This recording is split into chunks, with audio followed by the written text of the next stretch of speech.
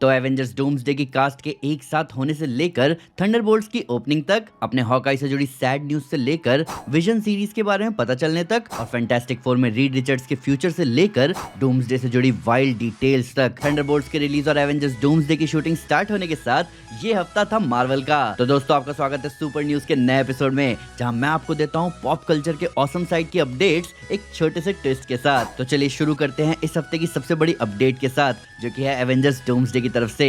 ये अपडेट सीधा आई है रूसो ब्रदर्स की तरफ से, जिन्होंने अपने इंस्टाग्राम पर एक पोस्ट शेयर किया है। पोस्ट में हमें एक एक्टर की चेयर दिख रही है जिस पर लिखा है विक्टर वॉन डूम, और कैप्शन में लिखा गया है कि आरडीजे अब विलन डॉक्टर डूम का रोल प्ले करने वाले हैं। अब ये पोस्ट अभी स्क्रीन पर आप देख सकते हो। साथ ही साथ हमारे सामने बाकी कास्ट की भी फोटो आई है, जहां ये सभी एक साथ थंडरबोल्ट्स मूवी एंजॉय कर रहे हैं। यहाँ मेनली हमें सैम विल्सन की एवेंजर्स टीम दिख रही है, प्लस हमें कहीं ना कहीं हिंट मिल रहा है कि फैंटास्टिक फोर की शिप में कौन था। शायद डॉक्टर डूम, सू स्टॉर्म और द थिंग, क्योंकि इनको प्ले करने वाले एक्टर्स ही सिर्फ यहाँ है फैंटास्टिक फोर की तरफ से। पर अब जब एवेंजर्स डूम्सडे की शूटिंग शुरू हो चुकी है, तो अब रेडी रहो कई सारे ऑसम स्पेकुलेशन के लिए। वहीं industry insider my time to shine hello और जेफ स्नाइडर के रिपोर्ट्स के मुताबिक फिल्म की स्क्रिप्ट ऑफिशियली तो कंप्लीट हो चुकी है, लेकिन रूसो ब्रदर्स हर दिन सेट पर अपडेटेड स्क्रिप्ट लेकर जा रहे हैं ताकि ऑन लोकेशन इम्प्रोवाइजेशन हो सके। ये सब इसलिए किया जा रहा है ताकि डॉक्टर डूम को एमसीयू का सबसे इम्पैक्टफुल विलन बनाया जा सके।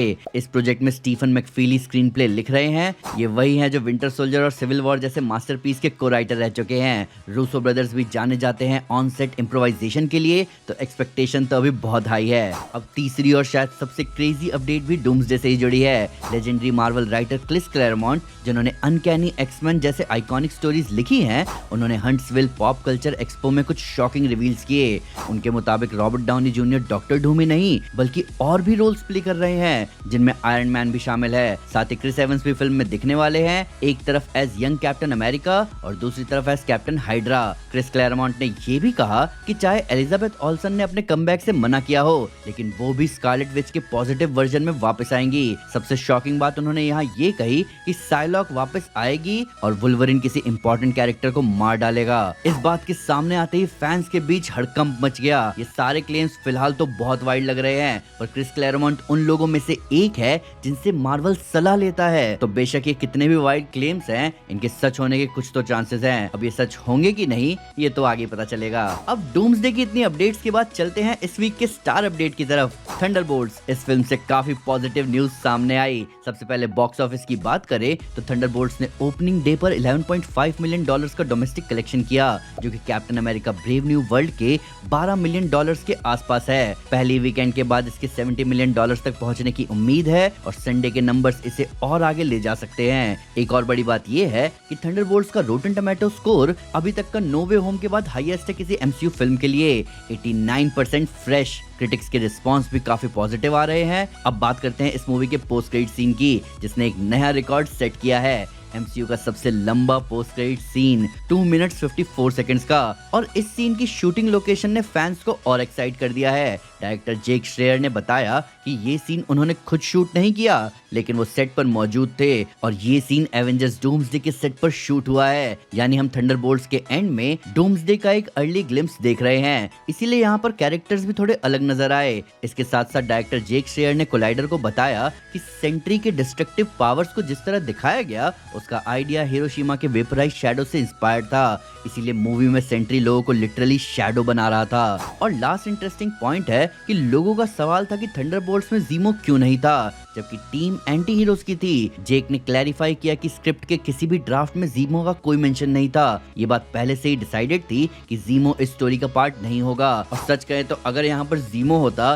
तो वेल के माइंड गेम्स चलते ही नहीं। आपको याद है ना, फैल्कन द विंटर सोल्जर में सैम को भी वार्न किया गया था ज़ीमो से मिलने से पहले कि सोच समझ कर आगे जाए। तो अगर यहाँ ज़ीमो होता तो सारी स्पॉटलाइट चला लेता। पर थंडरबोल्ट से जुड़ी एक बुरी खबर भी सामने आई है, और वो ये है कि थंडरबोल्ट्स मूवी चाइना में बहुत बुरी तरह पिट रही है। है, तो ट्विटर के एक बॉक्स ऑफिस एनालिस्ट की तरफ से ये आंकड़े सामने आ रहे हैं, जहां से पता चल रहा है कि थंडरबोल्ट्स ने चाइना में ओपनिंग डे पर सिर्फ 18 मिलियन येन की कमाई करी, जो कि सिर्फ 2.5 मिलियन डॉलर्स है, और ये पिछले 14 सालों में एमसीयू की सबसे वीकेस्ट ओपनिंग है चाइना में। अब इस बात को एग्जैक्टली पिन पॉइंट करना कि इतना कम टर्नआउट चाइना में क्यों आ रहा है, ये थोड़ा मुश्किल है, पर ऐसा हो सकता है कि अभी चाइना और यूएस के बीच चल रहे ट्रेड वॉर की वजह से चाइना के लोगों के मन में एंटी यूएस सेंटिमेंट्स चल रहे हो। पर रीजन अब चाहे जो भी हो, इसका नुकसान पूरी तरह थंडरबोल्ट्स उठा रहा है, क्योंकि जब बात ग्लोबल बॉक्स ऑफिस की आती है तो चाइना इसमें बहुत बड़ा कंट्रीब्यूटर है, तो वहां से कम नंबर सामने आना डिज्नी को अफेक्ट करेगा। अब अगली अपडेट जेरेमी रेनर की तरफ से है, तो वैरायटी से बात करते हुए जेरेमी ने बताया कि उन्होंने हॉकाई सीजन 2 का ऑफर ठुकरा दिया है, और इसका रीजन ये है कि उन्हें सीजन 1 की पेमेंट से भी आधी पेमेंट ऑफर की जा रही थी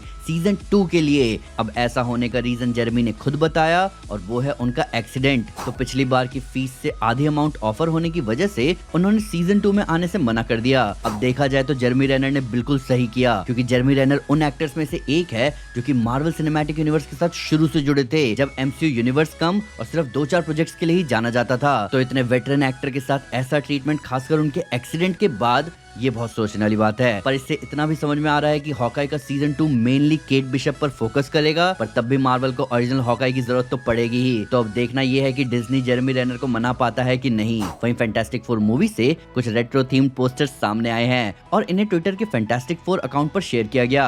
आप इन सारे पोस्टर्स को अपनी स्क्रीन पर देख सकते हो। तो एक बात तो माननी पड़ेगी कि इस बार की एमसीयू फैंटास्टिक 4 की मार्केटिंग बहुत मेहनत कर रही है, और अगर आप पिछली कुछ मूवीज के मुकाबले फैंटास्टिक 4 की मार्केटिंग को कंपेयर करोगे तो आप नोटिस करोगे कि मार्वल यहाँ बहुत मेहनत कर रहा है, यानी कि ये मूवी कहीं ना कहीं एमसीयू के लिए बहुत ज्यादा इंपॉर्टेंस होल्ड करती है, जिससे मार्वल को बहुत उम्मीदें हैं। प्लस क्या आप यहाँ पे एक ब्रोकन च्युइंगम को नोटिस कर पा रहे हो? क्या यहाँ भी पेड्रो पास्कल को कुछ होने वाला है? वहीं डीसीयू से इस हफ्ते एडी गैथेगी, जो कि सुपरमैन मूवी में मिस्टर टेरिफिक का रोल प्ले कर रहे हैं, उनके बर्थडे पर जेम्स गन ने मूवी की एक बीटीएस इमेज शेयर की मिस्टर टेरिफिक की, जो कि आप सब अपने स्क्रीन पर देख सकते हो। अब आते हैं रूमर जोन की तरफ। तो सबसे पहला रूमर आया है द कॉस्मिक सर्कस के Q&A से, जहां ये बताया गया है कि ऑब्रे प्लाजा एमसीयू में वापस आ सकती है लेडी डेथ के रोल के लिए। अब कुछ ऐसी ही खबर कुछ वक्त पहले इनसाइडर डैनियल रिकमैन ने भी दी थी कि ऑब्रे रियो विडाल के कैरेक्टर को प्ले करने के लिए और भी एमसीयू प्रोजेक्ट्स में आ सकती हैं, पर इन रिपोर्ट्स में उस मूवी या उन मूवीज का नाम नहीं लिया गया जिसमें हमें डेथ दिख सकती है। पर अभी मार्वल मूवीज के पैक्ड हिस्से को देखा जाए तो मुझे लगता है कि ऑब्रे प्लाजा की डेथ हमें किसी एमसीयू सीरीज में ही देखने को मिलेगी। अब अगली रूमर इंडस्ट्री स्कूप पर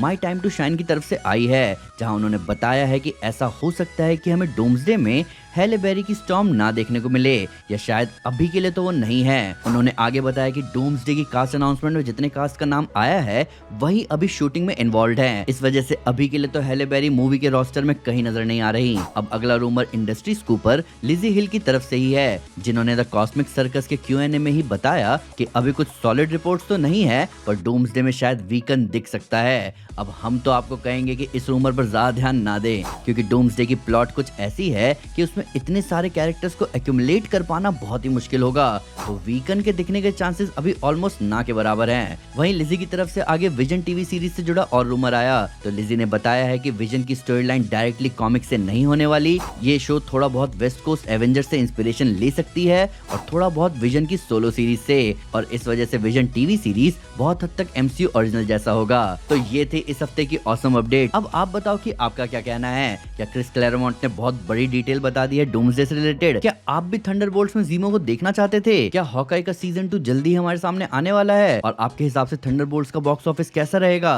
प्लीज हमें कमेंट से जरूर बताएं। वीडियो अच्छी लगी तो लाइक जरूर करें और चैनल को सब्सक्राइब करना ना भूलें। साथ ही साथ एक स्टेप आगे आकर अपने फेवरेट चैनल को सपोर्ट करें मेंबरशिप लेकर। Thank you guys, this is Aman Sinha and you are super piece.